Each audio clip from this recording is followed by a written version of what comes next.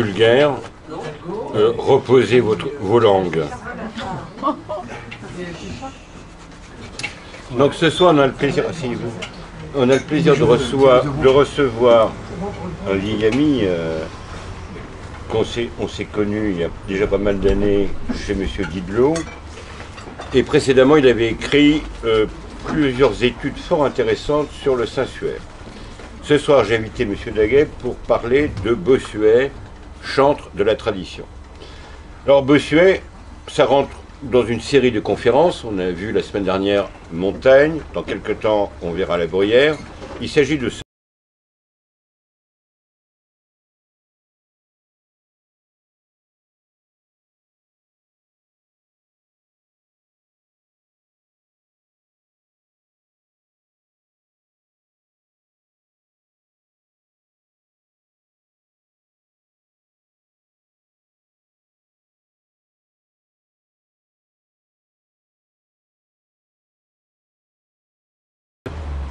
lettres de direction, polémique. Et ce qu'il faut retenir, qu'au grand siècle, il est vraiment le héros de la tradition contre la subversion.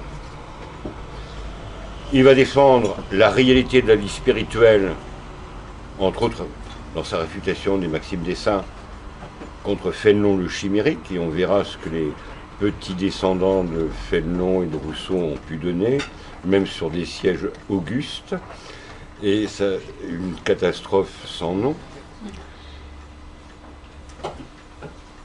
Il a écrit aussi des traités de spiritualité.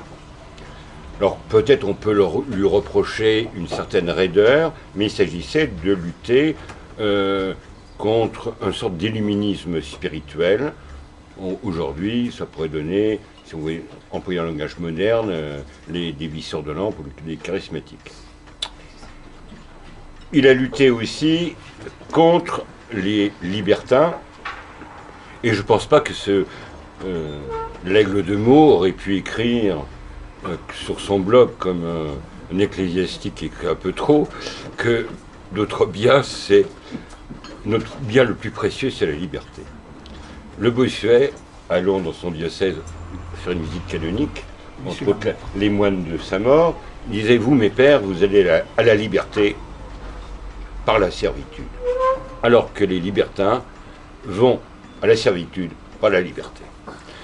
Ce qu'on peut retenir de Bossuet, c'est le défenseur aussi de l'autorité royale. L'autorité royale, en particulier, son traité de politique tiré de l'Écriture sainte. Il faut retenir aussi, même s'il était trop strict, ses polémiques contre l'oratorien Richard Simon, qui est le père de l'hypercritique en exégèse et qui est le père spirituel de tous les modernistes. Donc c'est un personnage qu'on a intérêt à redécouvrir. Alors bien sûr, comme maître spirituel, c'est ses élévations sur les évangiles, mais aussi le porte-parole d'une tradition qu'il a reçue. Donc il a été marqué en particulier par Augustin ou Saint-Augustin et Saint-Jean Chrysostome. Il faut retenir aussi le lutteur, mais un lutteur sans œillère. Il n'est pas du tout janséniste, mais il pourra avoir des rapports pour certains de ses traités avec le nain de Tillemont ou le grand Arnaud.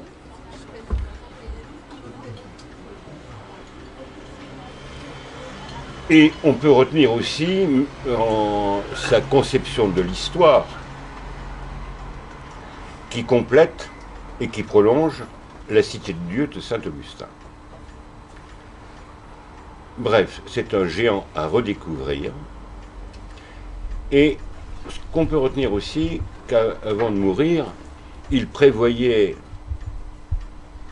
les graves problèmes que susciterait la philosophie cartésienne. Mais je pense que j'ai trop parlé. Je vais donner la parole. D'ailleurs, à la vérité, il a tout dit. Non.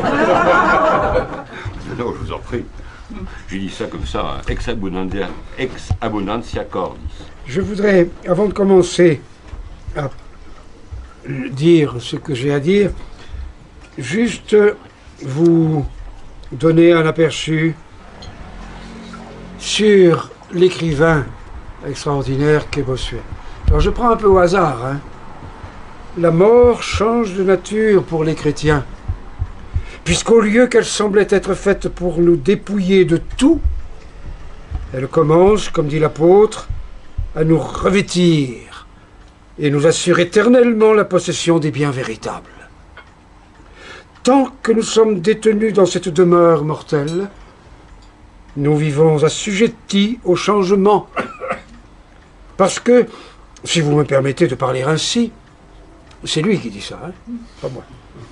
C'est la loi du pays que nous habitons, et nous ne possédons aucun bien, même dans l'ordre de la grâce, que nous ne puissions perdre un moment après par la mutabilité naturelle de nos désirs. Songez que Bossuet n'a jamais corrigé ses écrits. Je l'envie, mais d'une façon totale, parce que moi, pour écrire un peu, je suis obligé de corriger 3, 4, 5, 6 fois. Et encore, c'est pas suffisant. Voici une autre citation par laquelle je commence. Tout mon travail est de polir les choses qui m'ont été anciennement données. Alors, ici, anciennement données, ça ne touche pas seulement à ce qu'il a reçu au jour le jour, par exemple dans sa famille. C'est anciennement donné, c'est-à-dire depuis que Jésus, le Christ, a été sur terre. De confirmer celles qui ont été suffisamment expliquées, de garder celles qui ont été confirmées et définies. D'entrée de jeu, Jacques Bénigne Bossuet prend soin de tracer le cadre dans lequel il tenait à demeurer. Non s'élancer à la conquête de mirages, mais humblement, s'épanouir au sein de ce qu'il avait ébloui depuis son plus jeune âge. Faire son orgueil de ce qui plus tard lui sera reproché, sa fidélité à l'orthodoxie. Comme si pour certains du XVIIIe siècle jusqu'au nôtre, cette orthodoxie se trouvait être trop contraignante pour permettre l'envolée des grands esprits. Qu'aura donc voulu Bossuet avec une obstination incessante, une fidélité de chien de garde, endiguer l'incendie et l'inondation, la fièvre tourmentante du nouveau et de l'inédit, les façons de croire en Dieu et de l'aimer, laissant trop de place à l'imagination ou à la sensibilité. Encore l'oubli de l'essentiel, soit l'histoire du salut, la rédemption par la croix et la résurrection de Jésus le Christ. Il se dresse devant tout ce qui menace la fragile stabilité de l'ordre chrétien, soucieux à l'extrême de préserver le petit troupeau, d'éviter les scandales qui désarçonnent les âmes et instaurent le doute. Rien ne lui paraît plus dangereux que ce qui pourrait installer la diversité des conduites et qui se découvre aisément chez les plus grands de son siècle, dans les œuvres de Descartes et Leibniz, Fénelon ou Richard Simon, oratorien et exégète qui fut la cible de son dernier combat, peut-être ou non de trop, ça dépendra de chacun. Ainsi, ne jamais accepter que l'on puisse se satisfaire d'une évolution des mœurs telles que la promulgue. Non, pardon. Des mœurs telles que la Il y a un petit problème, c'est ceci qui me gêne beaucoup.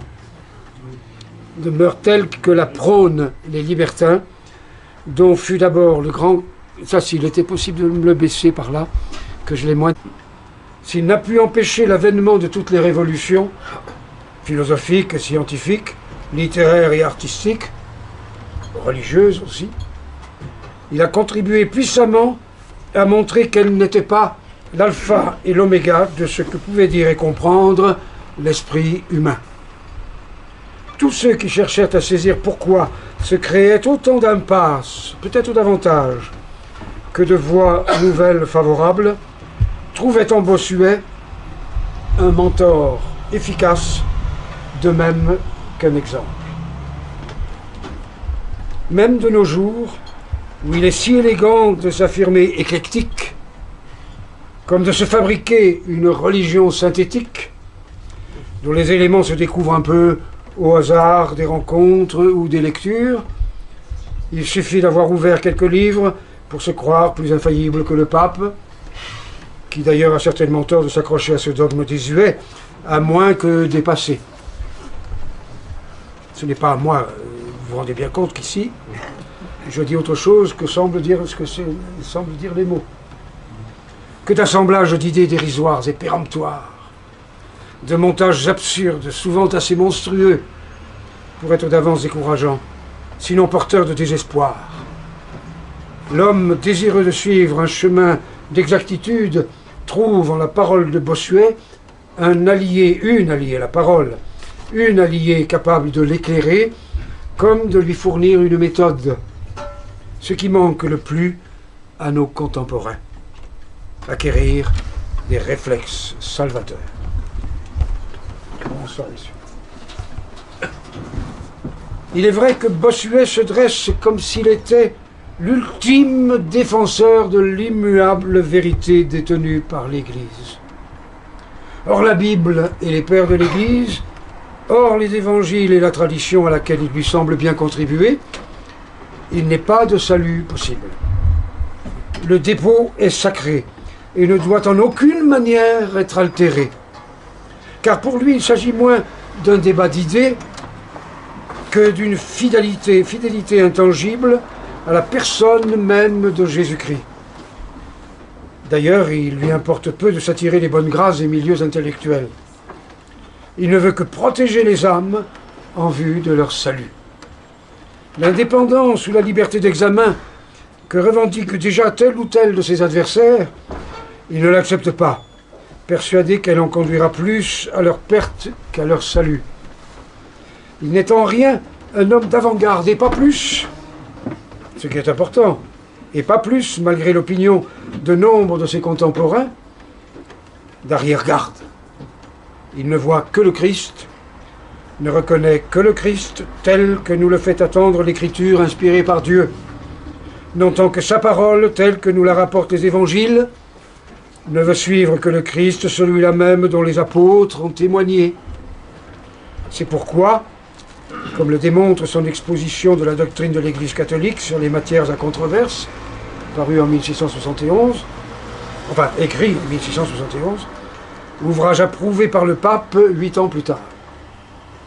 Il fut si vigilant à sans cesse fouiller au cœur des notions nouvelles pour en vérifier l'innocuité ou la malignité, sans jamais cesser de se nourrir de la Bible, qu'il a citée si abondamment que peut-être il l'a transcrite quasi dans son intégralité.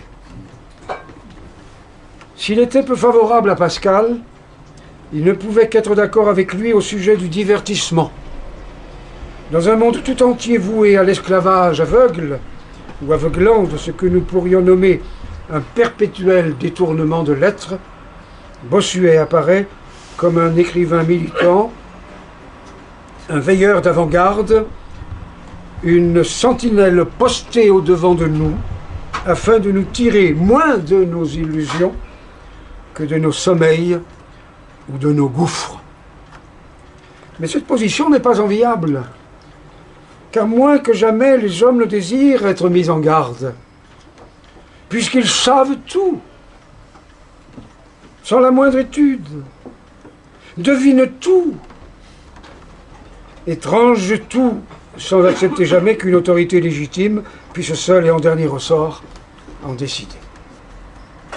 C'est pourquoi, alors que le roi et l'Église de France fleuretaient dangereusement avec la tentation gallicane, Bossuet, en 1682, réussit à faire adopter en 4 points une position d'équilibre, très éloignée des désirs de radicale indépendance par rapport à Rome, que nourrissaient les Gallicans, selon les vues par exemple d'Edmond Richer, ligueur repenti. Celui-ci avait fait paraître en 1611 un livret de 30 pages, De Ecclesiasticae Politica Potestate Libellus, qui, malgré son interdiction par Rome et les synodes provinciaux, ne cessa de titiller l'ego de l'Église de France jusqu'à la promulgation de la constitution civile du clergé, qui a donc duré assez longtemps. Cette indépendance si ardemment convoitée, se serait traduite par une mainmise de plus en plus sévère du pouvoir temporel sur les affaires religieuses, accompagnée d'une suite inévitable de dérives, comme cela s'était déjà vu dans notre cher allié et ennemi, l'Angleterre. En Angleterre. Bossuet ne pouvait l'admettre, mais d'autres extrémistes, les ultramontains, n'entendaient que soumission totale à la papauté, ce qui aurait signifié la négation de la souveraineté du royaume. Rome n'étant pas toujours d'une réserve convenable en ce qui concernait justement les affaires temporelles.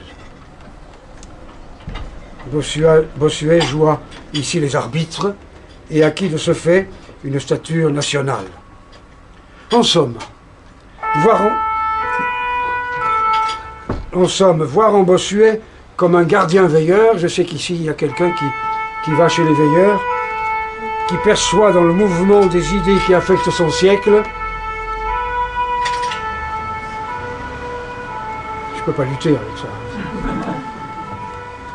Mouvement qui sera à l'origine du grand bouleversement, dit non sans quelque abus ou illusion, des Lumières. Un danger d'effondrement. Comme la création d'un trou noir, dirait-on aujourd'hui. Car pour Bossuet, ce ne sont pas les Lumières que l'homme peut tirer de lui-même qui comptent ou qui sauvent.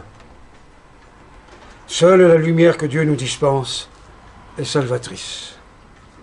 Il n'est pas d'emploi plus urgent et plus nécessaire, dévolu à l'intelligence comme au cœur, que d'accueillir cette lumière, vêtement de la vérité, de l'explorer, non pour en tirer des éclats intermittents, non pour donner à la raison licence de s'écarter de la foi ou lui reconnaître une quelconque autorité supérieure à celle de Dieu,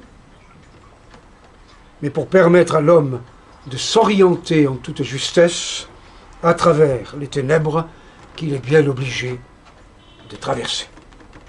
En somme, Bossuet ne croit pas un instant qu'un seul des édifices humains soustraits aux règles de l'architecture divine puisse tenir, ne fût-ce qu'une heure, en vue de l'éternité.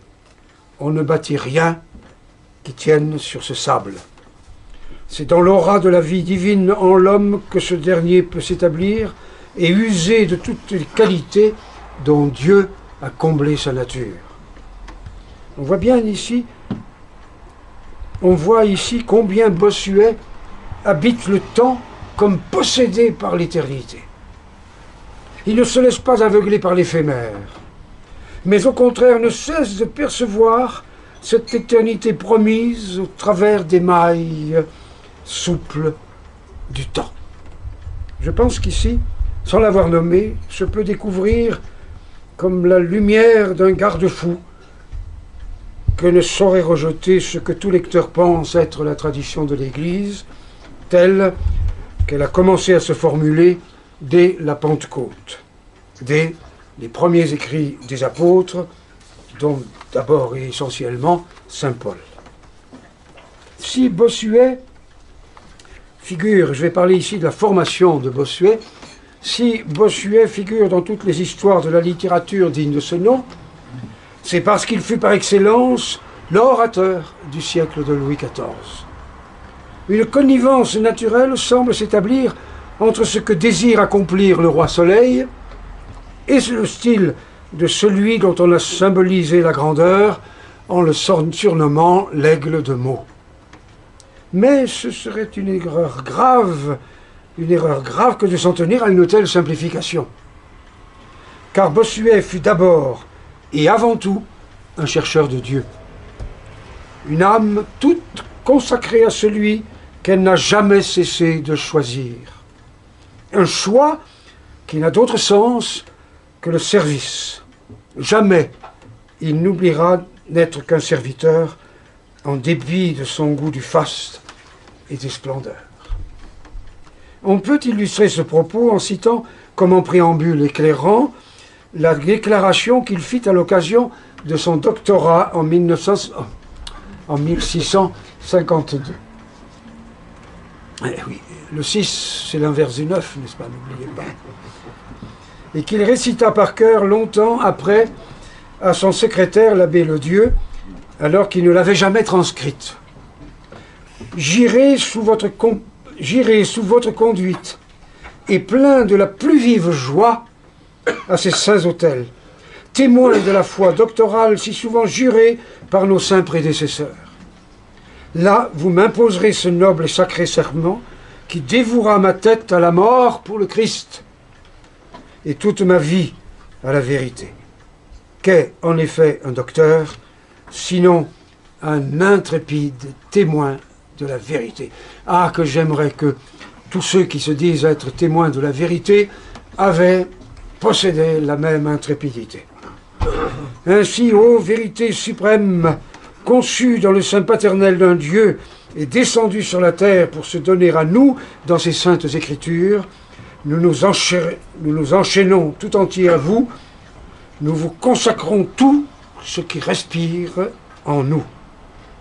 On conçoit bien qu'un homme qui s'engage ainsi ne saurait donner dès cet instant de fruits blés, ni se contenter du maigre brouet des honneurs publics.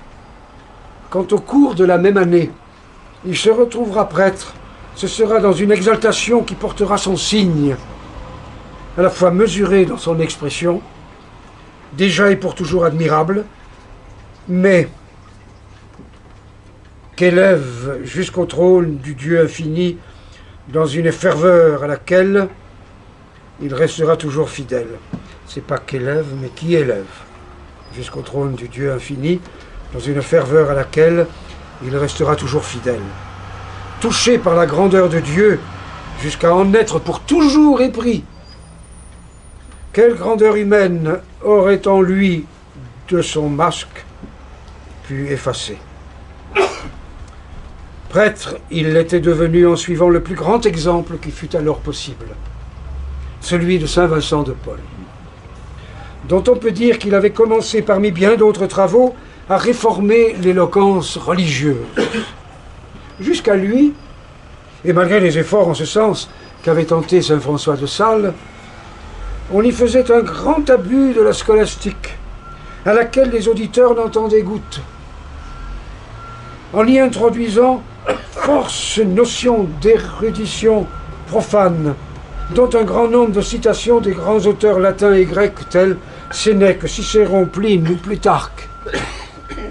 Écouter un sermon relevait du parcours d'un bachelier ès-humanité. La Bruyère avait caractérisé d'un trait lapidaire de tels abus qu'il faut savoir prodigieusement pour prêcher si mal. Mais surabondaient également les figures de style, les pointes, les fleurs artificielles, les élégances ridicules qui rendaient les sermons raffinés à l'extrême, au point de les rendre insupportablement précieux et surannés. À l'inverse, certains prédicateurs, sans doute tentés par le succès de bouffonneries à la mode, se laissaient aller aux grossièretés les plus étranges. Le pire, sans doute, était que les allusions politiques fleurissaient dans ces sermons, si bien que l'objet principal à poursuivre, l'exposition éclairante des données de la foi, disparaissait sous un grand nombre d'invectives lancées aux factions adverses. Certes, Bérulle, aussi Senot, qui appartenait à son ordre, avait précédé Bossuet. Si le fondateur des oratoriens était un prédicateur sérieux, dont les vues s'avèrent être des plus pénétrantes, d'une profondeur qui ne cesse d'être encore aujourd'hui interrogée, il était tenu par ses contemporains comme trop difficile à suivre ou encore d'un style trop alambiqué. Vincent de Paul eut, si je puis ainsi m'exprimer, la main plus heureuse. On ne sait pas assez quelle excellente influence il exerça dans son entreprise de réforme. En ses conférences du mardi, à Paris, où il réunissait les prédicateurs les plus talentueux de l'heure, il faisait valoir sa petite méthode, où il faisait commencer tout en donnant d'utiles conseils. C'est un endroit où j'ai gribouillé quelque chose, alors je ne sais plus ce que j'ai gribouillé. Où il faisait comprendre, tout en donnant d'utiles conseils, combien il est difficile de prêcher. Les préceptes ainsi dégagés étaient clairs, simples et précis, même s'il arrivait à leur auteur de recommander également certains principes de rhétorique. Ce qui dut frapper tout particulièrement le jeune Bossuet, dès avant son ordination sacerdotale, ce fut que Vincent de Paul insistait sur la nécessité de centrer toute prédication sur l'évangile de Jésus-Christ. Et seulement sur lui. Elle devait surtout être l'expression du cœur, de l'amour. L'élève n'oublia pas de retenir brillamment la leçon. Ce n'est pas que cet élève de Vincent de Paul n'avait pas reçu les bons principes dès son plus jeune âge. Né en 1627 à Dijon, dans une famille de hauts magistrats qui se distinguaient par l'intelligence, les œuvres et la rectitude de leur foi. Il ne se départit jamais de ce qui lui avait été enseigné, à la différence de ce condisciple qu'il estima particulièrement, le jeune Rancé, dont le parcours fut décrit par Chateaubriand en un fulgurant petit livre, Vie de Rancé. Celui-ci, une fois ordonné prêtre, mena d'abord une vie fort peu recommandable, objet de scandale même, pour beaucoup, du fait de ses débauches, avant de se reprendre et de devenir un exemplaire abbé de la Trappe, la même où Bossuet, alors vieillissant, vint le rencontrer 8 fois pour, durant ses séjours, mener là rigoureusement la vie des moines. Né pour la parole, aurait-on pu dire de Bossuet, au cours de ses études au collège des Jésuites de sa ville, Dijon, son assiduité et sa réflexion le firent remarquer, au point qu'on le plaisanta, en disant qu'il était bossuetus aratro, bœuf habitué à la charrue. Il y en a un autre qu'on appelait bœuf aussi, saint Thomas d'Aquin. Quand il dut monter à Paris pour y poursuivre ses études supérieures, y arrivait également le cardinal de Richelieu, alors aux portes de la mort, après avoir rêvé devenir patriarche des Gaules et d'Occident. À se souvenir de tant de passages des œuvres de Bossuet qui mettent en parallèle la grandeur des puissants et la misère des agonisants, on se doute que cette coïncidence eut sur son esprit un effet puissant. C'est à Paris, au collège de Navarre, qu'à partir de 1642, il avait 15 ans, notre étudiant se découvrit un maître pour qui il gardera toute sa vie respect et admiration. Nicolas Cornet. Il suffit de lire l'éloge qu'il en fit en 1663 lors de ses obsèques pour s'en convaincre. De lui, il reçut notamment l'exemple à la fois d'une situation brillante, d'une réputation flatteuse et d'une humilité à toute épreuve, qui lui fit refuser obstinément les honneurs dont on voulait sans cesse l'accabler. Pendant 2 ans, le jeune homme y étudia la philosophie et 5 ans la théologie, sous la férule, aimé plus encore qu'accepté, de ce pédagogue hors pair. Il ne dédaignait pas alors, avec son ami Rancé, d'assister à la représentation des œuvres de Corneille, comme de fréquenter certains salons en l'hôtel Vendôme par exemple, ou en celui de Rambouillet. Vers la fin de sa vie, peut-être ne sut-il pas se garder de certains excès. Toujours est-il qu'il reprit pour en faire un véritable traité une lettre assassine envoyée au père Caffarot, qui avait eu l'audace de faire l'apologie du théâtre en une dissertation placée en tête des comédies de Boursault. Boursault que personne ici ne connaît, je suppose. Il n'y a que le nom du fromage. Comment? Aujourd'hui, c'est le nom du fromage. Ah oui, d'accord. Eh bien, ce court traité eut pour titre Maxime et réflexions sur la comédie, 1694. J'étais honnête, je l'ai marqué tout ça, alors que je suis comédien et que j'ai écrit, hélas, des pièces de théâtre. Bossuet y condamnait brutalement la pratique théâtrale, imaginant qu'elle ne trouvait sa justification que dans le goût des éloges reçus. Le théâtre, selon lui, ne pouvait exister qu'en recherchant avant toute chose à plaire au public. Pour obtenir ce résultat, il se devait d'exciter les passions, sans pour autant jamais être en mesure de fournir les remèdes aux émotions soulevées. Mais la réponse n'était-elle pas contenue dans l'attaque, puisqu'il suffisait au dramaturge d'allier rigueur, refus de complaire, donc de se compromettre, et profondeur de la pensée, pour être en mesure de créer des œuvres sans reproche possible, sur ces points. Peut-être aurait-il répondu qu'un tel auteur, introuvable sans doute, eût été digne d'être alors porté sur les autels. C'est en cet hôtel de Rambouillet que l'étudiant Jacques Bénigne se vit bientôt confronté à l'épreuve du succès. Moins ferme dans ses convictions, comment n'aurait-il pas été emporté? En 1643, au terme de ses 2 années de philosophie, il présenta une thèse de philosophie dédiée à Monseigneur Cospéan, personnage alors important, issu de l'université de Paris, soutenu devant un public des plus choisis. Cette thèse lui valut d'être aussitôt convié à un exercice que l'on pourrait dire sans filet.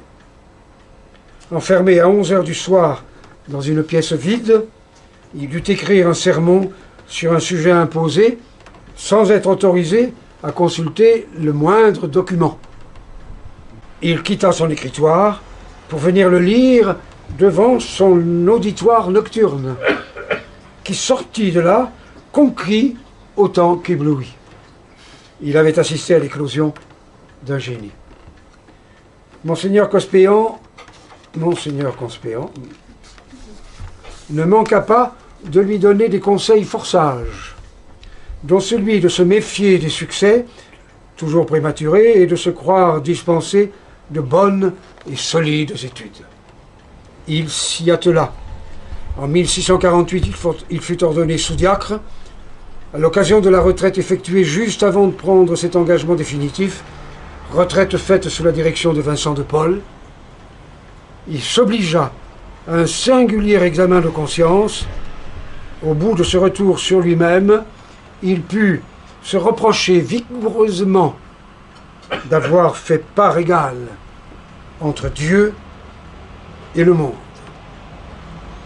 Il brisa sans état d'âme avec son passé, rédigeant ce que l'on peut considérer comme sa première œuvre, une forte méditation au titre surprenant pour un jeune homme de 21 ans, Fragment sur la brièveté de la vie. Sa pensée s'y montre déjà très bien organisée, mûrie en profondeur, et son expression présente un certain caractère de perfection. Mais ce qui frappe, c'est l'attention extrême portée à l'insignifiance de cette créature. L'homme, si elle se regarde, hors de la main de Dieu. Son agitation n'est que vain mouvement, sans plus d'intérêt que le vol d'un moucheron. Reste ce passage qui le fascinera toute sa vie, qui est bien l'acte majeur en vue duquel tout doit être consenti, l'effort le plus soutenu pour répondre à cela seul qui assure l'être de ne pas se confondre tout entier avec le néant.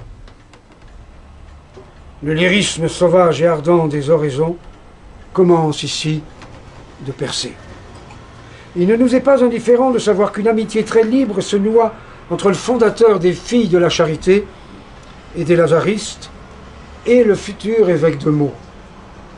Elle dura jusqu'à sa mort, jusqu'à la mort du premier, veux-je dire, et fut assurément l'une des sources sur lesquelles le second put compter le plus fermement lors des jours difficiles vécus à la cour, alors qu'il devait non seulement instruire, mais également éduquer le dauphin de France, qui s'en fichait royalement, peut-être.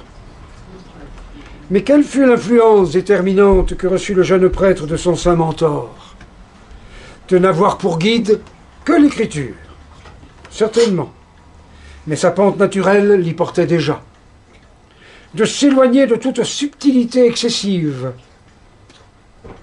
comme d'une spéculation détachée des réalités concrètes. D'abord l'action, d'abord l'apostolat, et toujours l'étude des Écritures et la pratique soutenue de la prière. Pour ce faire, il se mit décoordonné à s'instruire scrupuleusement de ses devoirs et obligations, du détail des cérémonies, et de tout ce qu'enfin avait précisé à ce sujet le Concile de Trente.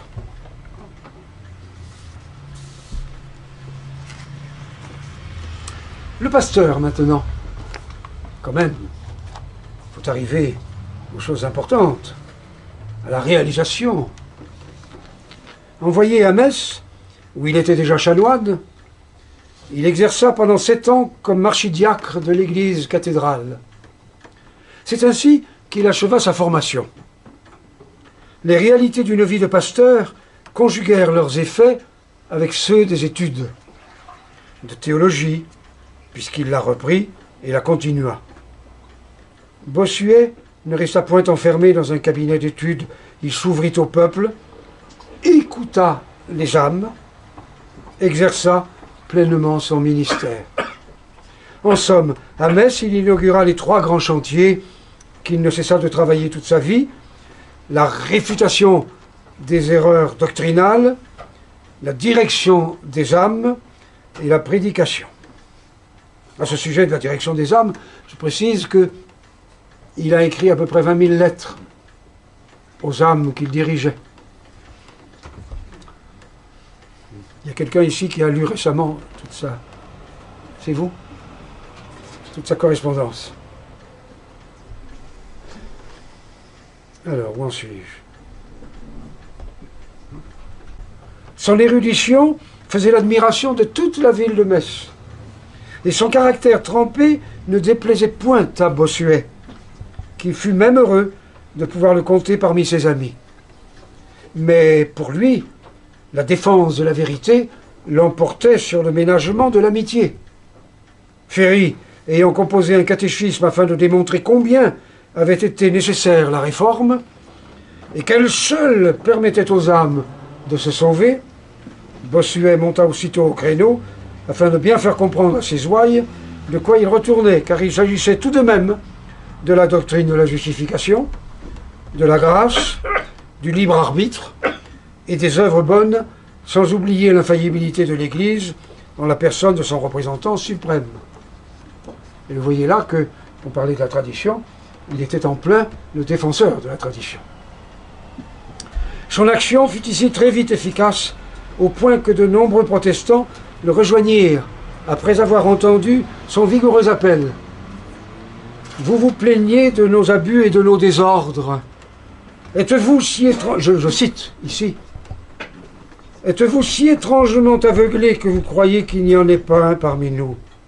S'il y a des abus dans l'Église, sachez que nous les déplorons tous les jours, mais nous détestons les mauvais desseins de ceux qui ont voulu les réformer par le sacrilège du schisme. Le triomphe de la charité est d'aimer l'unité catholique, malgré les troubles, malgré les scandales, malgré les dérèglements de la discipline. Clair et net. Ces conversions lui furent non un motif de triompher, mais plutôt de s'inquiéter du suivi de la formation des convertis. Il se montra sur ce point très entreprenant et ingénieux. Il mit par exemple sur pied une communauté de femmes dont il rédigea les règles afin qu'elles prennent en charge l'instruction des protestantes devenues ou redevenues catholiques. Quant à lui, sa prédication tint compte des exigences propres aux réformés qu'il désirait persuader sans les brutaliser ni les heurter. C'est pourquoi, s'inspirant de Vincent de Paul et de ses conférences du mardi, il fit de même dans sa ville et demanda à son saint ami d'en patronner l'institution. Ces discussions permanentes avec ceux qui ne cessaient de considérer comme relevant de sa mission... Oh, pardon. Ah non, je craignais de vous avoir écrasé le pied. Ce qui fait que je ne sais plus où j'en suis là. Alors, ces discussions considérées comme relevant de sa mission le poussèrent en 1658 à coucher sur le papier un ouvrage décisif, l'exposition de la foi catholique. Il s'agissait pour lui de montrer combien souvent des protestants ne restaient éloignés de l'Église catholique que parce qu'ils n'avaient d'elle qu'une vision erronée. Et je dois dire que cela continue aujourd'hui. Jamais on a entendu sur les radios, les télévisions, etc., autant de sottises dites sur l'Église catholique, avec une conviction désarmante. L'un des points forts de son argumentation était que le seul médiateur et sauveur reconnu par l'Église catholique n'était autre, ça va pas vous surprendre, n'était autre que le Christ. Contrairement à ce que prétendaient les réformés, qui voyaient en la Vierge Marie et les saints des idoles, puisque reconnus dotés d'un pouvoir qui leur était propre. Ce combat particulier se solda donc pour Bossuet par un témoignage de foi, d'une précision et d'une clarté qui en disent long sur le travail auquel il s'astreignit, se refusant à occulter l'essentiel par des détails superfétatoires. Belle leçon d'exposition qui devrait être enseignée, soit dit en passant, dans tous les séminaires d'aujourd'hui. Cette entreprise d'élucidation ne s'acheva jamais pour Bossuet. Si bien que 30 ans plus tard, en 1688, il livra un ouvrage à la fois de combat et d'histoire, qui fut l'histoire des variations des églises protestantes. Certains historiens contemporains le taxent de parti pris et considèrent cette documentation comme insuffisante. Ce qui n'est pas l'avis de nombreux critiques. C'est surtout ne pas voir à l'œuvre la foi majestueuse et pourtant native de l'auteur. Les volumes des variations sont un hymne immense élevé à la foi. Bossuet montre avec une vigueur de jeune homme que le Christ ne peut qu'être pris au mot, ou alors il n'est rien. S'il dit « ceci est », ce ne peut qu'être. Le Christ n'emploie pas de métaphore quand il institue l'Eucharistie. Pas plus quand il parle du Père. De même, s'il affirme « ce qui sera délié par vous, le sera au ciel », on ne peut en diluer le sens pour n'en plus tenir compte. Ici, Bossuet se situe au centre même de sa vocation première, qu'il n'a jamais renoncé, même quand il s'aventurera dans d'inutiles polémiques à la fin de sa vie. Que dit-il donc en cet ouvrage qui, malgré les siècles passés, demeure comme une étape capitale dans le long dialogue entre catholiques et protestants? Dialogue qui alla jusqu'à une correspondance des plus stimulantes entre lui et le philosophe allemand Leibniz. Ce dernier, pour des raisons sans doute politiques, cherchait à explorer les voies qui permettraient aux protestants de revenir dans le giron de l'Église catholique. L'on voit que le souci de l'unité entre chrétiens ne date pas seulement d'aujourd'hui. par bonheur, c'est évidemment apporté au crédit de ce précurseur de l'écuménisme. Ah oui, à propos d'écuménisme, j'entends toujours dire l'œcuménisme. Non, c'est E quand il y a un U. Et quand il n'y a pas de U, eh ben c'est E. Or, après O, E pris dans l'eau, il n'y a pas de U. C'est pas bœuf, par exemple. Là, bœuf, ça va. Donc, c'est évidemment apporté, ça permet comme ça de souffler un peu. Par bonheur, c'est évidemment apporté au crédit de ce précurseur de l'écuménisme que fut Bossuet, même si le succès n'est pas encore au rendez-vous de nos désirs. Notons au passage que Bossuet ne fut pas favorable à la révocation de l'édit de Nantes. Après la conversion de Turenne, qui fut son œuvre, elle intervint en 1668, Bossuet ne cessa de s'entretenir avec des protestants de toutes catégories. La cause de l'unité ne cessait de le préoccuper. C'est ainsi qu'après des entretiens nombreux avec le ministre Claude, alors que Jean-Claude s'appelait en réalité ministre protestant, il eut diverses controverses avec Jacques-Bénigne Bossuet. Pierre-Nicole, avec donc Bossuet, Pierre-Nicole, Antoine Arnaud, et il fut forcé de quitter la France lors de la révocation de l'édit de Nantes et devint l'âme de son parti. Il mourut à La Haye le 13 janvier 1685. Donc, Claude, il se rendit compte d'un point d'accord entre deux, celui de la nécessité d'une seule Église, lien visible par tous, afin que soit manifestée l'unicité du peuple chrétien. Mais quelle Église? Pour les protestants, impossible que ce fût la catholique. Remarquez, pour les catholiques, qui avaient une ancienneté beaucoup plus considérable que les protestants, ça n'était non plus pas possible que ce fût les protestants. Alors, leur argument, c'était que l'Église catholique avait beaucoup varié à travers l'histoire. Si elle avait ainsi changé, elle ne pouvait être restée l'authentique Église de Jésus-Christ, l'épouse mystique qu'elle avait été en ses débuts. On devine que Bossuet ne pouvait accepter une telle proposition. Il prit alors le soin de considérer la question d'un point de vue plus élevé. Tout le monde, argumente-t-il, et donc l'ensemble des protestants, reconnaît pour véritable l'Église des premiers temps et adhère donc au dépôt sacré qu'elle avait à transmettre. Ce dépôt, il est impossible qu'elle ne l'ait plus, parce qu'on ne peut transformer la vérité, on ne peut la changer de nature. Et pas plus donc, elle ne pouvait tomber dans l'erreur, étant de par Jésus-Christ assurée de l'infaillibilité. Cette infaillibilité de l'Église est comme une donnée d'évidence pour Bossuet, une donnée de foi, d'où découle la conclusion que si elle ne l'était pas infaillible, elle ne serait plus foi. Elle ne serait plus qu'un conglomérat de confessions diverses, tirant toutes dans des directions opposées ou contradictoires. Et vous le voyez, vous voyez où il veut en venir. Ce qui, remarque l'auteur, est advenu aux protestants comme à tous ceux qui, avant eux, se sont livrés aux mêmes erreurs. L'absence d'infaillibilité chez eux revient au fait qu'ils se sont coupés de l'arbre, d'où leur dispersion inéluctable, d'où également le spectacle de leur variation permanente. Il s'agit bien d'une thèse dont Bossuet entend bien prouver l'exactitude. Il dépasse ici le simple cadre d'une œuvre essentiellement historique.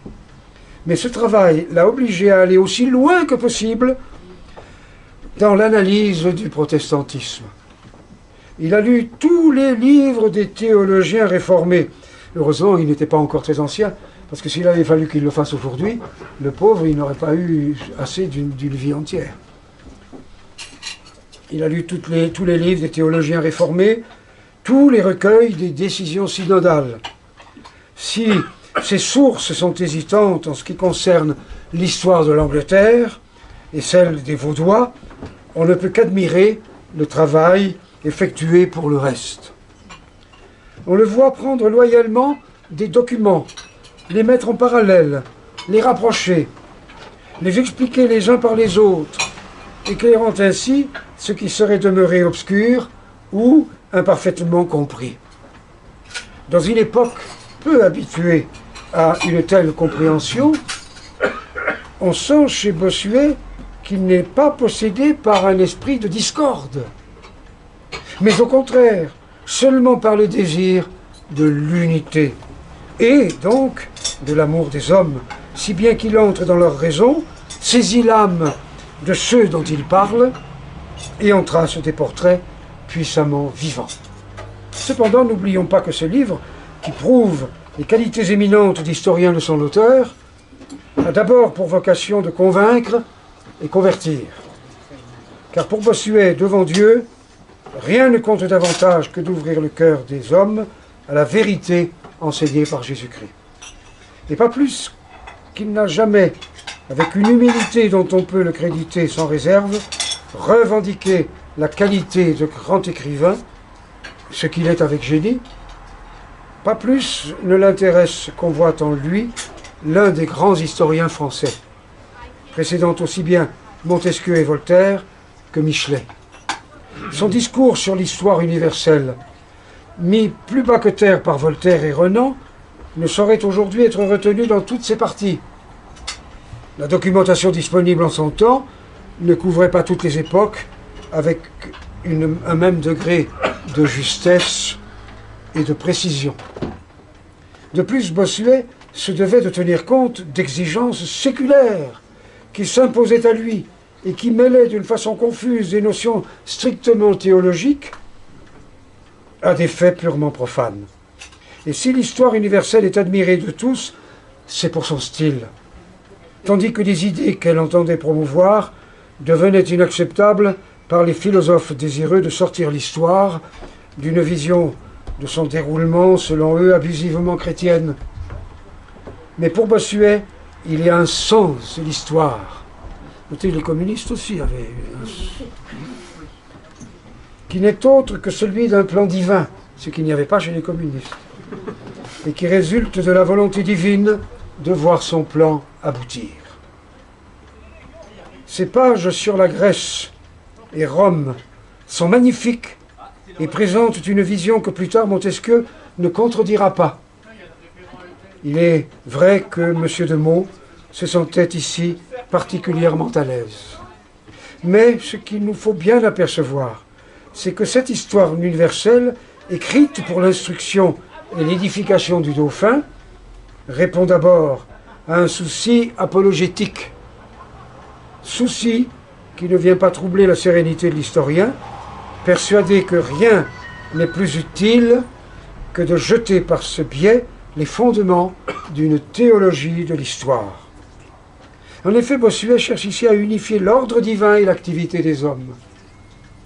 Sans doute, les développements récents de cette théologie s'éloignent des perspectives que trace Bossuet, mais à la lecture de l'Évangile, le chrétien ne retire-t-il pas la conviction d'une telle orientation?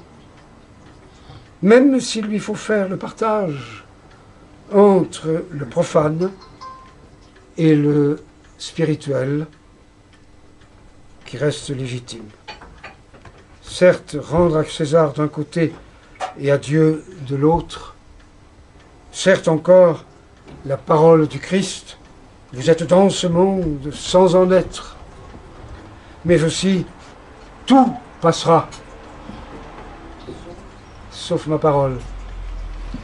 Et quand je dis ça à des jeunes, je leur dis tout passera. Vous voyez, ils savaient d'avance que notre univers cesserait d'être. Ce que confirment les astrophysiciens qui fixent la mort de l'univers à 30 milliards et demi d'années. Vous me direz que ça nous laisse du temps. Oui, mais nous sortirons du temps. Alors, où en suis-je? Voilà. Cette légitimité, elle est contestée naturellement par le philosophe athée, mais sans pouvoir tout aussi naturellement contrarier la certitude chrétienne qu'il convient, afin de la vivifier, d'ensemencer le temps par des vérités éternelles. Cependant, si notre histoire découvre au théologien une direction, ce dernier devra bien prendre garde de se laisser séduire par des vues millénaristes dont on sait qu'elles conduisent assurément dans des impasses et favorisent certaines formes d'idolâtrie. Alors je crois que je ne vais pas pouvoir tout vous dire. Et je suis navré, mais j'aurais aimé lire les pages sur l'écrivain admirable, que j'admire donc beaucoup. Mais sinon, le frère Thierry va me dire, mais non, mais là, on s'arrête là tout de suite. C'est comme au concours du conservatoire. À un moment donné, on est dans le plus beau des passages de la scène qu'on est en train d'interpréter, et il y a la cloche qui sonne, et on est obligé de s'arrêter au mot près. Alors, je vais prendre, parce qu'il est déjà tard, et que vous m'avez beaucoup écouté avec une attention admirable, dont je vous remercie, mais je vais prendre la conclusion. Bossuet, la fidélité. Pour ceux qui prendront mon livre, ils trouveront tout ce que je n'aurais pas lu. Autrement dit, mais l'œuvre est immense. Vous l'avez bien compris. Certes. Mais aujourd'hui, qui se trouve en mesure de la lire? Non pas seulement qu'il soit difficile de se la procurer, en dehors des oraisons funèbres et des panégyriques, mais rien ne prépare le lecteur contemporain à s'en remettre à Bossuet. Avez-vous entendu l'éloge de Bossuet dans ces dernières années, dans ces 30, 40 ou 50 dernières années? Pratiquement jamais. Pas plus, dirait-on, et si l'on en croit Michel Crépu en son si utile Tombeau de Bossuet, le lecteur du XVIIe siècle. Michel Crépu le voit, cet homme qui domine son temps, tel un solitaire ayant ardemment besogné toute sa vie pour un salaire nul. Du moins de ce côté-ci du ruisseau, comme disait, petit ruisseau, comme disait Gabriel Marcel. J'admire pourtant que son dernier ouvrage, La Passion et le délaissement de notre Seigneur, porte sur l'épisode le plus surprenant de la vie du Fils de Dieu, l'entrée dans l'épouvante de l'agonie et de la passion. Ce long instant passé à Gethsémani, et pour ceux qui ne le sauraient pas, souvenons-nous que Gethsémani, ça veut dire le pressoir à olives. Ça correspond à l'image occidentale du pressoir mystique.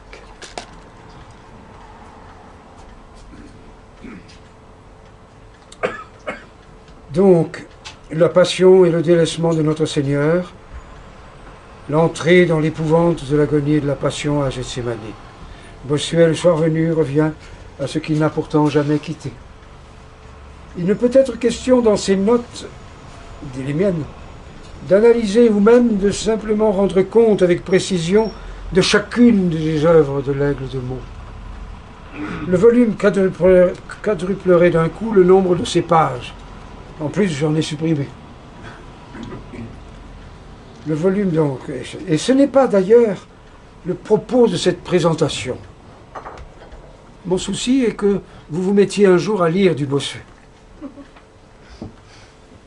Mais il importe de dire ou redire, de faire sentir à quel point Bossuet, dont l'Église n'a pas fait un saint, se montre essentiellement un chercheur de Dieu au travers de son œuvre de colosse. Non par souci de plaire, mais par souci de convaincre.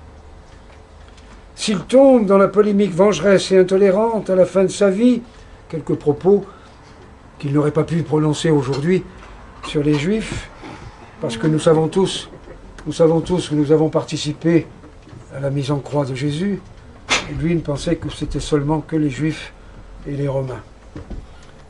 Et pas seulement lui, toute l'époque. S'il tombe dans la polémique, ça se dit, il voit encore debout. Voilà, c'est ça, il faut que je reprenne cette phrase-là. S'il tombe dans la polémique vengeresse et intolérante à la fin de sa vie, sans doute est-ce comme un homme trop pressé,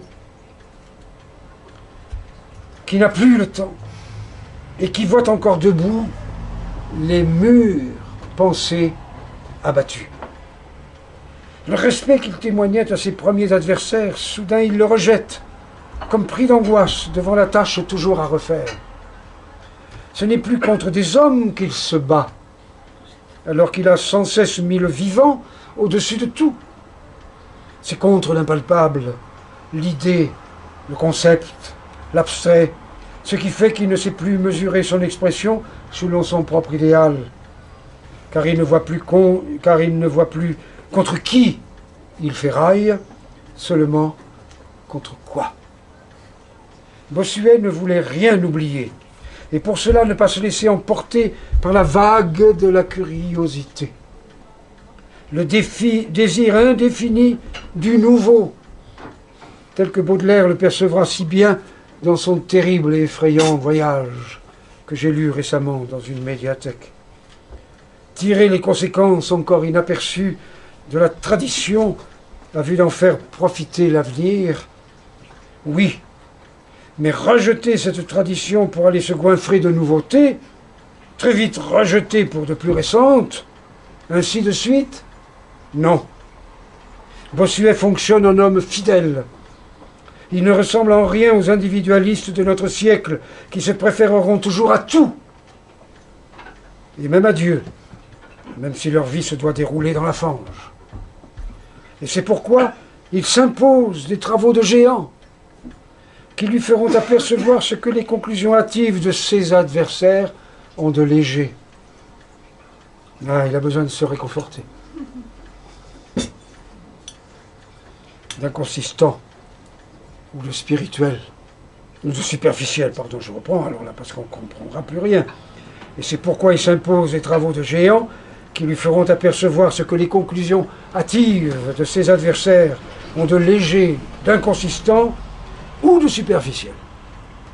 Il le fait en homme de justice et de rectitude autant que de devoir, quitte à déplaire, à trancher dans le vif des susceptibilités, qui ne sont rien par rapport à l'enjeu, toujours la vérité, l'unique vérité. Pour lui, le plus grand amour qu'on puisse témoigner à l'homme et de lui permettre l'accès à cette vérité que seul le dépôt de la foi est à même de transmettre et de donner à vivre. Bossuet évêque se comporte, parle, agit en soldat affrontant l'ennemi. En aucun cas composé avec la faiblesse, la trahison, la fuite, l'idolâtrie ou les ténèbres du temps, le goût déjà puissant des plaisirs de l'éphémère, lui paraissent la sottise suprême ou le suprême aveuglement de l'homme, alors défait de sa vocation, détourné de son propre destin. Rien d'autre que Dieu. Et cela, cette conscience du combat nécessaire, peut être éprouvée quel que soit le siècle, une fois dépouillé ce qui appartient à la vanité ou aux circonstances. Bossuet fut énergiquement contre le fusionnisme quiétiste. Il n'aurait su admettre ou prôner quelque état que ce soit qui favoriserait un illusoire dépassement de l'humanité du Christ. La contemplation de la passion de Jésus l'en a dissuadé d'avance, si tant est que la tentation l'en eût effleuré. Mais, en cette affaire du quiétisme, Bossuet s'angula tragiquement, se trouvant dans la situation du boxeur qui ne peut atteindre son adversaire, le vent. Il ne s'était pas engagé très volontiers dans ce combat qu'on lui imposait. Le terrain n'était pas le sien, mais nombre de ses réflexions sur les états mystiques montrent qu'il ne s'y sentait pas très à l'aise. Pourtant, Bossuet excellait dans la direction spirituelle.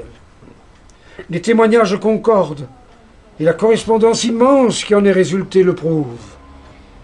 Mais peut-être Madame Guyon, tout accordée à Fénelon, fut-elle pour lui à la fois insaisissable et sans consistance. Nous avons vu que le travail dont il s'était chargé pour tenter de ramener, de même une autre tâche qu'il accomplit avec ferveur jusqu'à ses derniers jours, la direction des âmes. Outre l'abjuration de Turenne, qui lui valut la reconnaissance du roi, Il avait obtenu celle d'une protestante de haute volée, mademoiselle de Duras. Oui, je prononce à la façon du sud-ouest parce que je viens du sud-ouest. Enfin, autrefois, dans mon enfance.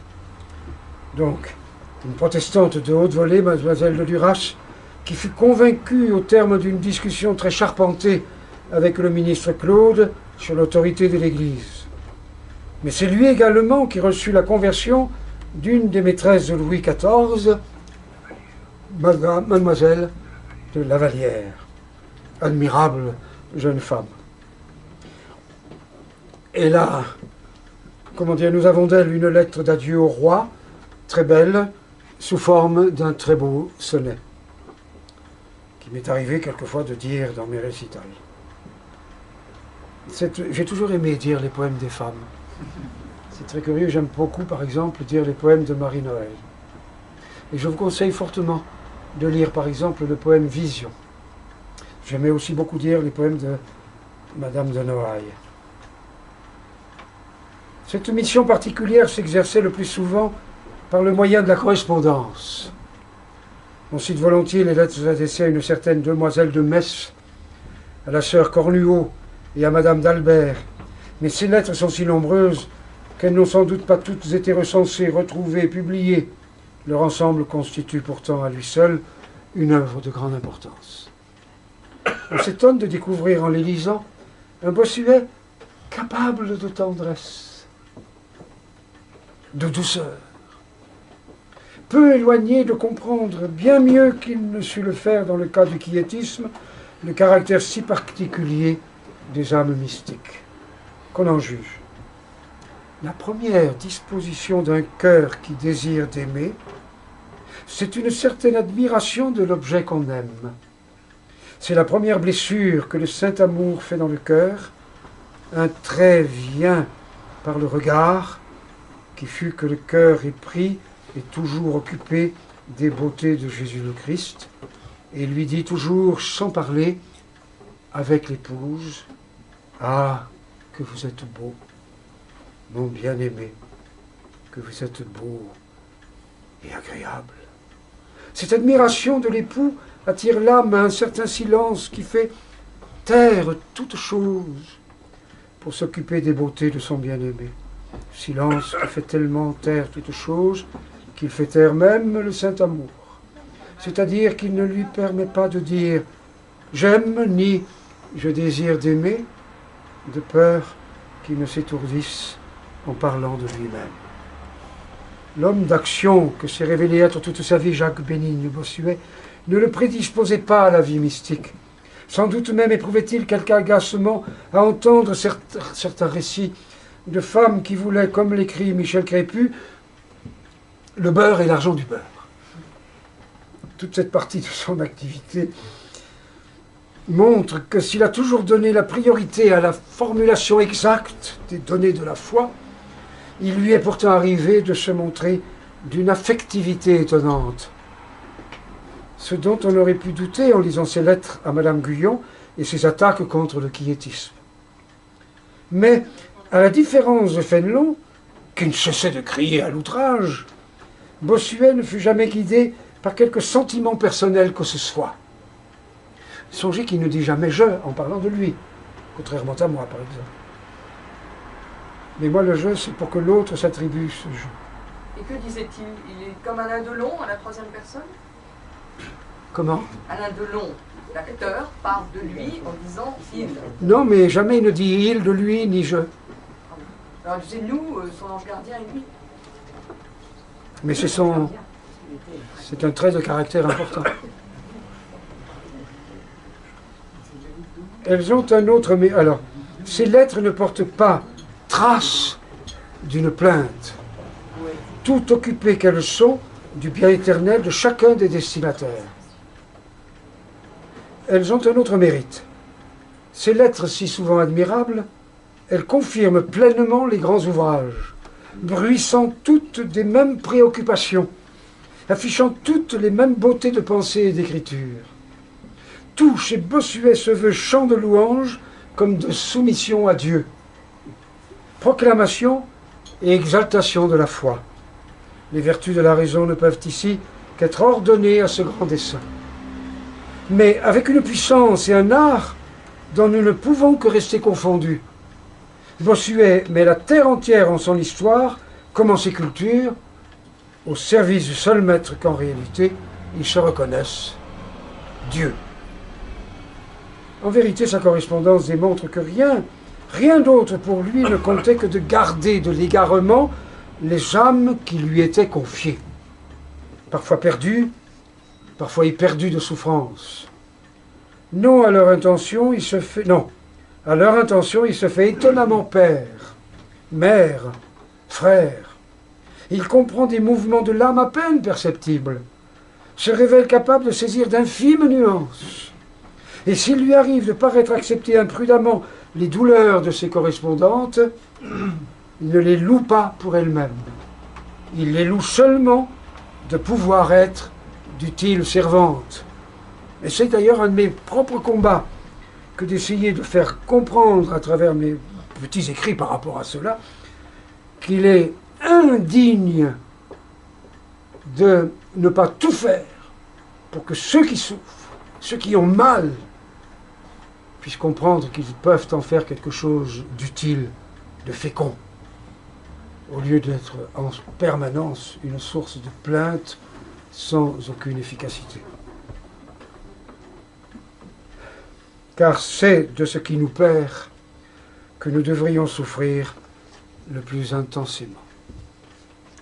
Découvrir ainsi un tout autre Bossuet, pourtant le même, à travers des lettres qui sont des frémissements, des délicatesses de mère, voilà qui ne manque pas d'être surprenant, et d'inciter à lire autrement, s'il se peut, les discours prononcés du haut de la chair. Mais comment oublier la pénétration de ces méditations de l'Évangile, de son traité de la concupiscence? Le mot concupiscence, vous savez que c'est un des plus vilains de la langue française. C'est ce que m'avait dit le père Pigeon, qui avait traduit l'Énéide lorsque j'étais en seconde. Je ne détaille pas, c'est pas la peine. Donc, son traité de la concupiscence, de ses élévations à Dieu sur tous les mystères de la religion chrétienne, et tant d'autres qui se découvrent aussi bien dans les oraisons funèbres que dans les sermons ou les panégyriques, les lettres des religieuses ou à une demoiselle de messe. Tous les sujets qu'il importe de concevoir clairement sont abordés et constituent une réserve immense à l'usage de tout chrétien d'être conduit sûrement et sans faiblesse. Voici cependant que Bossuet atteignait les rives de la mort. Il contemplait ce qu'il advenait de la France et du royaume, et il est probable qu'il dut, sur ce balcon du temps, ressentir l'amertume du cuisant échec. Le temps de la grandeur était passé, la société se désagrégeait lentement. Tout ce qu'il avait porté dans ses œuvres n'était plus d'actualité quand l'essentiel lui-même ne se trouvait pas remis en question.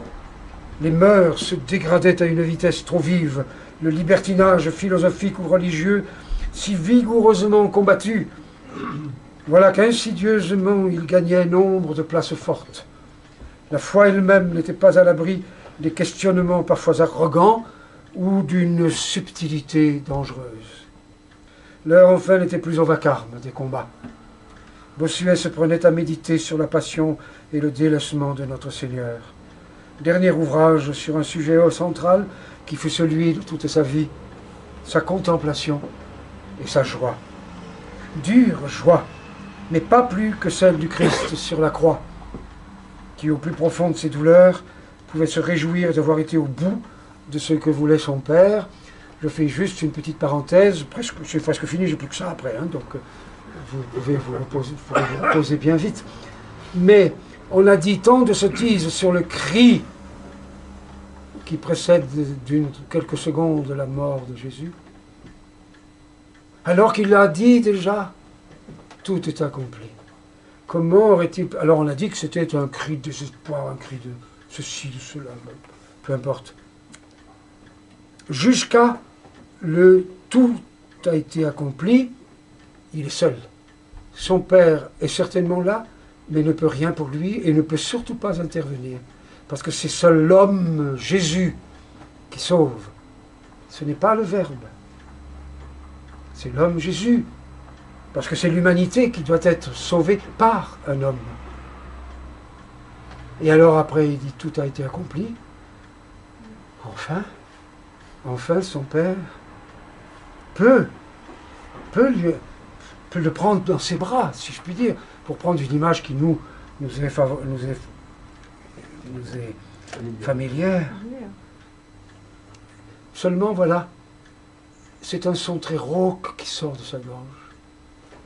C'est un son presque bestial, parce que ses cordes vocales sont brûlées par une soif qui a brûlé jusqu'au plus profond, qui a coulé, si je puis dire, jusqu'au plus profond de ses poumons. Et donc, sa parole ne peut pas être une parole douce, calme. Elle ne peut être que comme elle est, dans l'état de son corps. Bien. Michel Crépu remarque que Bossuet ne parle jamais de l'au-delà, comme s'il n'y pensait pas ou n'y croyait pas. En une sorte d'étrange athéisme. Mais qu'a-t-il besoin de lieu? L'auteur des Élévations insiste sur le face-à-face, hors duquel il ne saurait être de bonheur pour aucun être humain. Ce face-à-face se suffit à lui-même comme lieu, c'est pas. Nous cherchons un lieu. Non, nous avons à chercher une vision. Ça n'a rien d'autre. C'est pas du tout la même chose. L'auteur des Élévations insiste sur le face-à-face, duquel il ne saurait être de bonheur pour aucun être humain. Ce face-à-face se suffit à lui-même, qui suppose résolu toutes les difficultés, puisqu'il sera parfait, je cite ici, parfait, venant d'une parfaite connaissance, et qu'il, et je recite, il ne pourra plus changer comme il peut changer en cette vie, et il absorbera toutes nos volontés en une seule, qui sera celle d'aimer Dieu. Quand arriva l'heure d'aller vers ce face-à-face, son secrétaire, l'abbé Ledieu, l'entretint sur, guillemets, sa gloire, à lui, Bossuet. Alors il le rabroua sévèrement, disant « Cessez ce discours. Demandons pardon à Dieu de nos péchés. »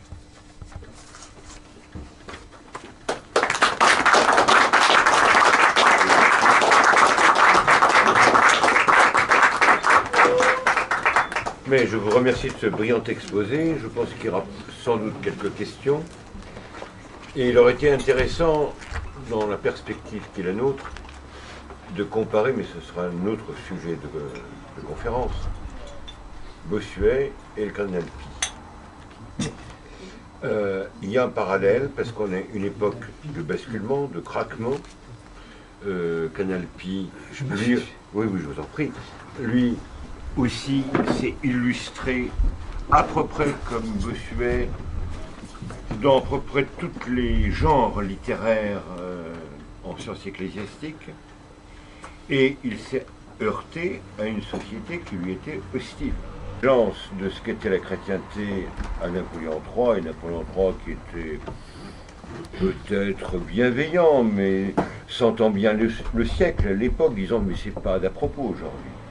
Il lui dit mais alors, sire, si ce n'est plus l'heure du Christ de régner sur les nations, votre règne aura une courte durée. Donc ce qui est important dans Bossuet, du moins sur le plan de la tradition, c'est de voir qu'il a lutté contre l'interprétation critico-critique, l'exégèse de type rationaliste.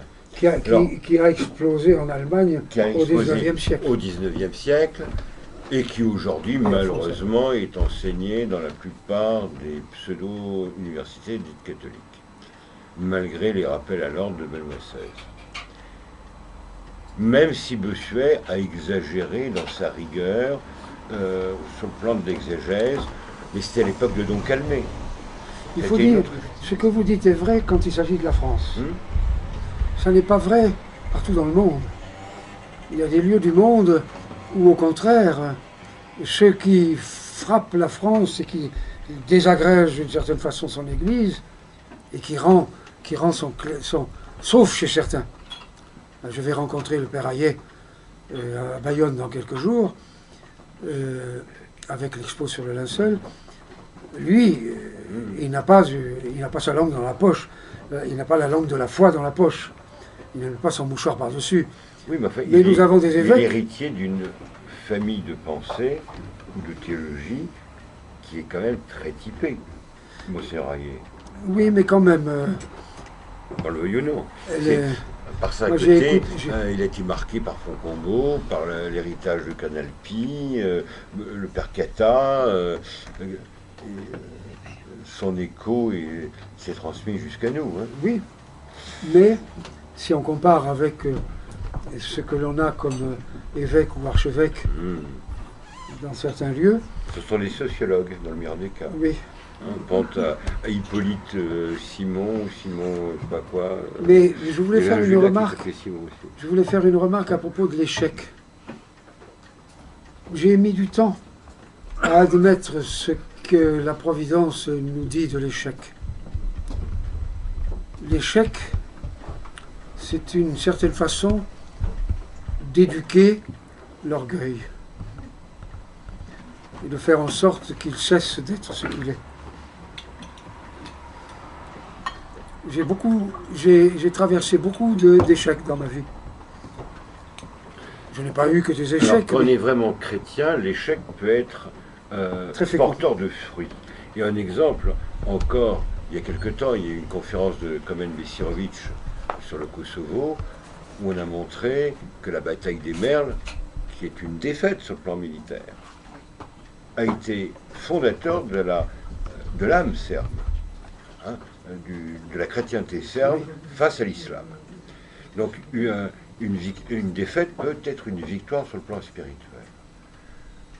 Mais aujourd'hui, ce qu'il y a de terrible, comme le disait Don Gérard, rien de pire que la trahison avec des airs de fidélité.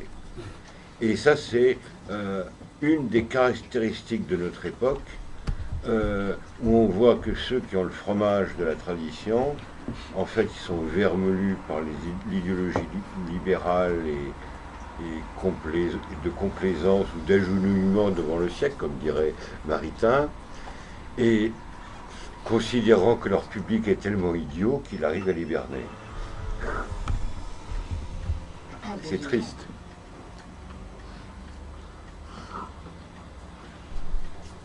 Ce qu'il faut retenir aussi de Bossuet, je pense, c'est son discours sur l'histoire universelle, où on retrouve la pensée augustinienne, mais dire qu'a reprise, bon, avec le style de l'homme du XXIe siècle, Benoît XVI, et à mettre en parallèle avec ce qu'écrivait dans l'époque Mauriac, où il disait qu'il était incapable de lire l'histoire avec les lunettes de Bossuet. Tellement il était démocrate crétin. Excusez-moi, démocrate chrétien, excusez-moi. Mauriac, pas Bossuet. Non, Mauriac. Excusez-moi, ma langue a fourché.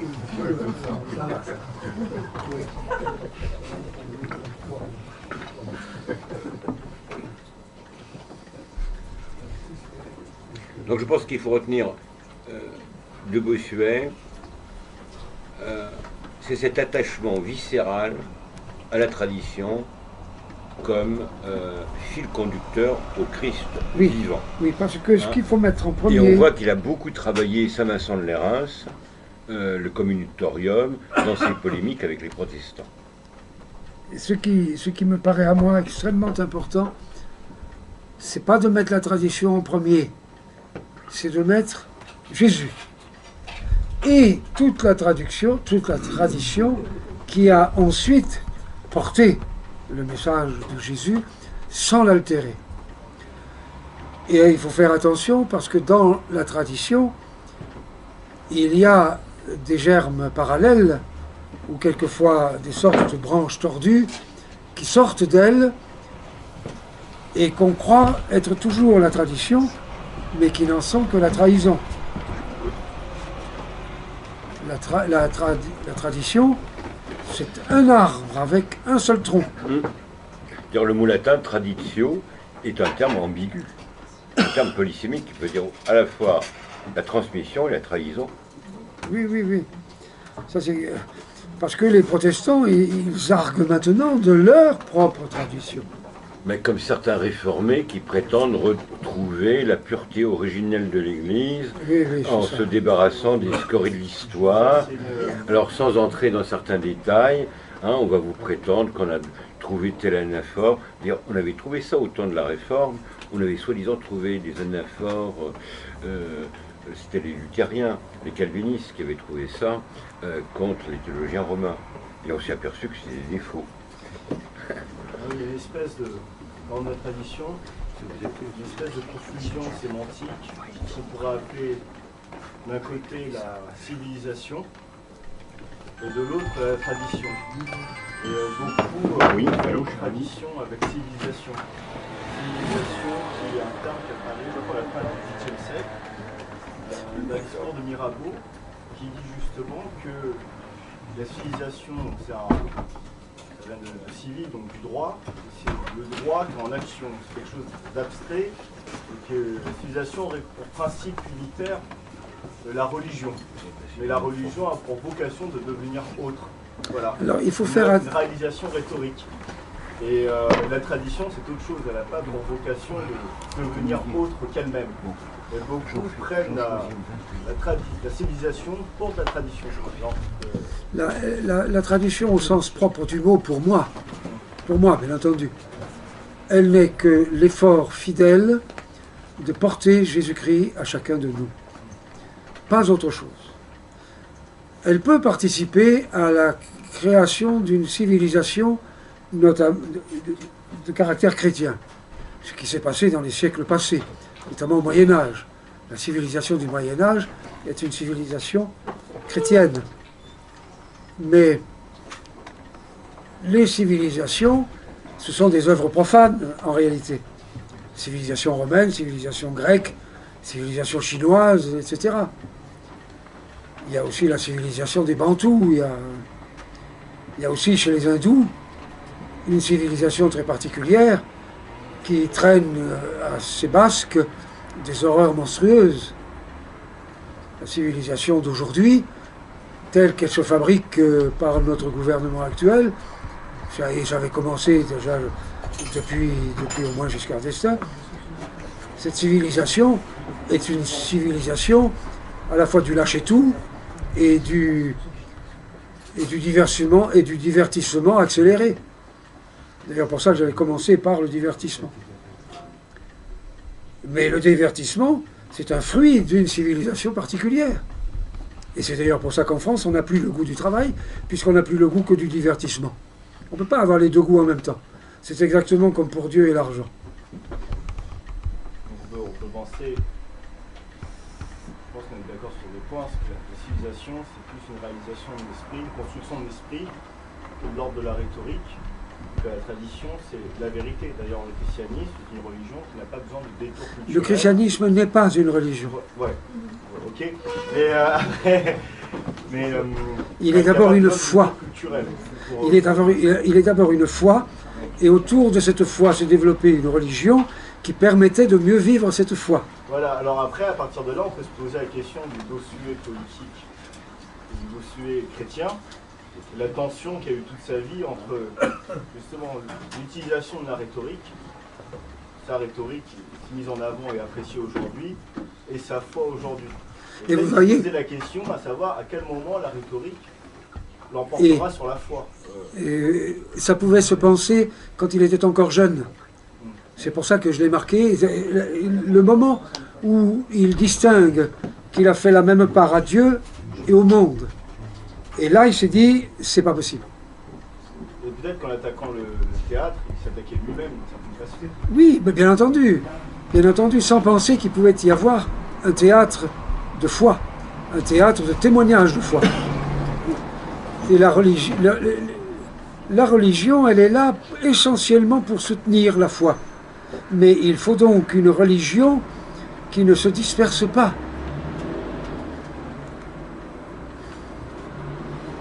Enfin, c'est...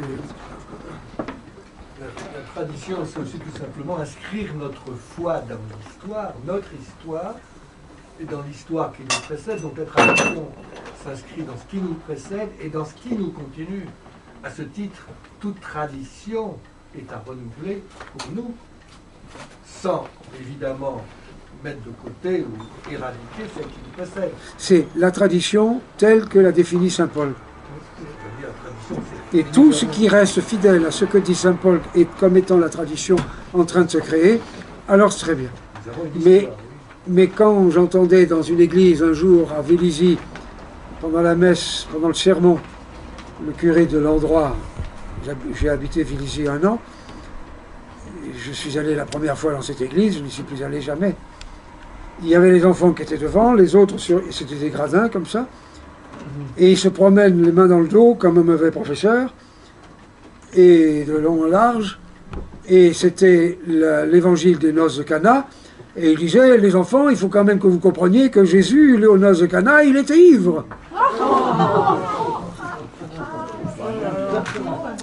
Dans l'esprit des enfants, la tradition ramène à cette notion que Jésus était ivre, qu'il s'enivrait. C'était... D'ailleurs, je suis parti après. Il ne faut pas supporter ça. Il vivait la joie, il joignait la joie humaine à la joie supérieure. Oui, non, mais l'ivresse, c'est une autre question. Jésus buvait certainement du vin. C'est d'ailleurs bien pour ça qu'il a pris du vin pour faire son sang, parce que le vin avait, à cette époque-là, en dehors du péché qu'était de s'enivrer, parce que s'enivrer reste un péché. On l'oublie, ça. Et le vin réjouit le cœur de l'homme, c'est marqué dans la Bible. C'est une des phrases de la Bible importantes. Et d'ailleurs, c'est d'ailleurs pour ça qu'il a mis 6 grandes jarres de bon vin à la disposition. Mais il faut dire 6, vous savez, ils étaient peut-être 300 ou 400 chez les Juifs à ce moment-là. Les mariages, ça durait d'abord plusieurs jours. Donc il fallait beaucoup de vin en réalité. Mais... Comment? Ils n'ont pas tout vu. On n'en sait rien, on n'a pas suivi. Saint-Jean n'a pas suivi l'affaire, non. Mais il en restait. Il y a des invités qui restent toute une semaine dans ces mariages-là, à l'époque du Christ. C'est pas comme nos mariages à nous, assez étriqués. Mais on pourrait pas supporter la note au bout du compte. Moi, j'ai marié tous mes enfants et bien, il y a des moments où je me suis dit, heureusement que j'en ai pas un 6e. Oui. Jésus a le sens de l'humour. Et les saints aussi ont le sens de l'humour. Bon, je quitte un tout petit peu le sujet de ce soir, mais je voulais vous parler, parce qu'il y a une petite sainte du XIVe siècle que j'aime beaucoup, et qui a fini sa vie en 1414, donc au début du XVe, qui s'appelait Jeanne-Marie de Maillet, une tourangelle, qui était donc fille d'une des familles les plus puissantes de France.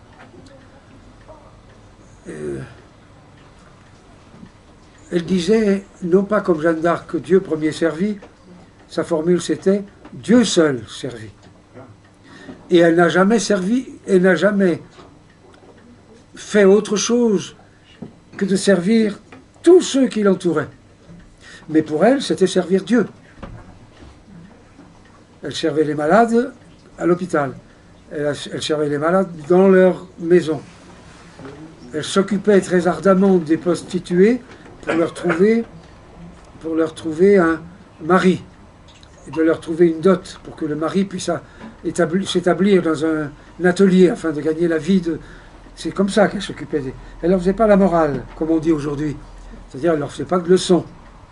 Parce qu'on a l'impression que faire la morale, c'est toujours donner des leçons. Ça n'a rien à voir avec, la morale n'a rien à voir avec les leçons qu'on donne.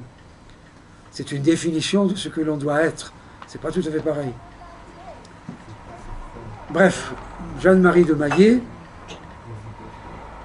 un jour, les enfants, qu'il aimait beaucoup, viennent vers elle et lui disent ils vont tuer un tel, un garçon, mettons, qui s'appelle François, je ne sais plus comment il s'appelait.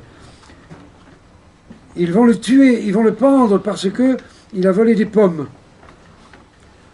Aussitôt, elle se met à genoux et elle demande que la pendaison soit impossible. Vous direz, oui, mais qu'est-ce que c'est que cette demande-là? Vous allez voir. Ceux qui sont chargés de pendre, surtout celui qui est chargé de mettre la corde en haut, pour ensuite accrocher le pauvre garçon. Eh bien, il commence à monter, il pose une échelle, il met le pied sur le premier barreau qui casse. Je ne veux pas monter sur cette échelle, parce que peut-être qu'après, il va y en avoir encore une qui va casser. Allez, on va enlever ça.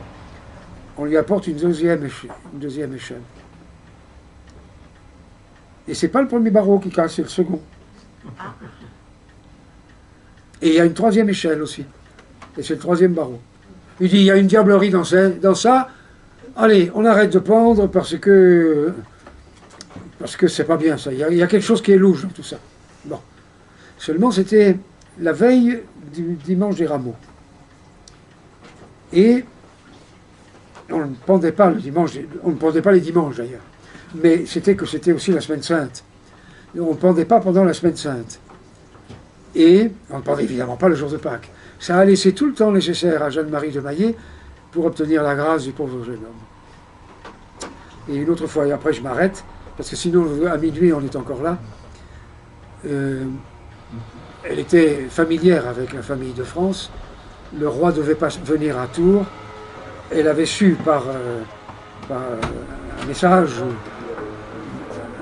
que le roi allait passer par une porte. Alors tous les autres croyaient que c'était une autre porte. Il arrive par cette porte-là, qu'elle savait, elle était seule. Elle dit au roi, il faut que le gouverneur traite les prisonniers mieux qu'il ne fait. Et il dit, je vais envoyer un édit. Il envoie l'édit, le gouverneur n'obéit pas. Alors elle se met à genoux dans une rue, et devant les autres, elle dit, Sainte Vierge Marie, faites en sorte que toutes les portes de la prison s'ouvrent, que toutes les chaînes soient détachées. Ce qui se passe à l'instant. Et tous les prisonniers sont sortis de prison. Et petit détail amusant, un des prisonniers vient à la fois la remercier, parce qu'il s'est douté que c'était elle, et puis il lui dit, je suis très ennuyé parce que j'ai laissé mon livre d'heures dans la prison. Et lui dit, tu as le temps d'aller le rechercher et de ressortir. Alors si un jour vous voulez que je vienne faire une conférence sur Jeanne-Marie de Maillet, je suis votre homme. Avec plaisir. Parce que c'est une grande sainte qui a... Comment?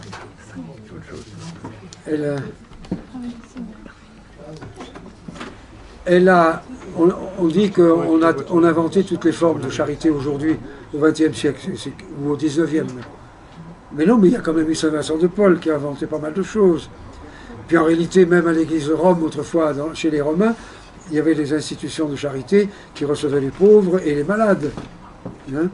Mais Jeanne-Marie, elle a exploité toutes les formes de secours aux pauvres. Par exemple, les étudiants qui étudiaient pour devenir prêtres, elle s'occupait de leur trouver des livres, parce qu'à cette époque-là, les livres étaient extrêmement coûteux. Elle avait abandonné tout de sa richesse, et quand on dit qu'elle a tout abandonné de sa richesse, vous imaginez Rothschild, Rothschild, mettons, qui descend d'une de ces tours qu'elle possède, que la famille possède à New York, et après elle dit, gens, venez, les pauvres, venez, je vous donne tout. Et je ne garde plus rien. Si bien que la pauvre Jeanne-Marie, qui louait une toute petite chambre de rien du tout, le loueur vient lui dire, vous avez tout jeté aux pauvres, eh bien, tant bien, grand bien vous fasse, mais maintenant vous quittez la maison que je vous loue parce que vous n'aurez plus rien pour me payer. Une semaine plus tard, il vient, alors elle loge dehors, il faisait froid et tout, bon, elle loge dehors. Une semaine plus tard, il vient la voir, il dit, j'ai grandement péché envers vous, revenez et je ne vous demande plus rien. Parce que le Seigneur a fait tomber sur moi une maladie qui fait que dans quelques jours je serai mort. Ce qui fut. Nous devons bien connaître ce que font les saints. Ça n'est pas elle qui voyait son ange gardien? Ça n'est pas elle Ah si, qui voyait si, son ange bien sûr. gardien? Et la Vierge Marie. Et la Vierge Marie. Et elle a même vu l'apparition de Jésus, elle a vu en apparition Jésus crucifié dans l'état où réel, dans l'état réel où il avait été laissé. Dans le nerf, oui. Et elle en a été absolument épouvantée. Voilà, je m'arrête. Alors,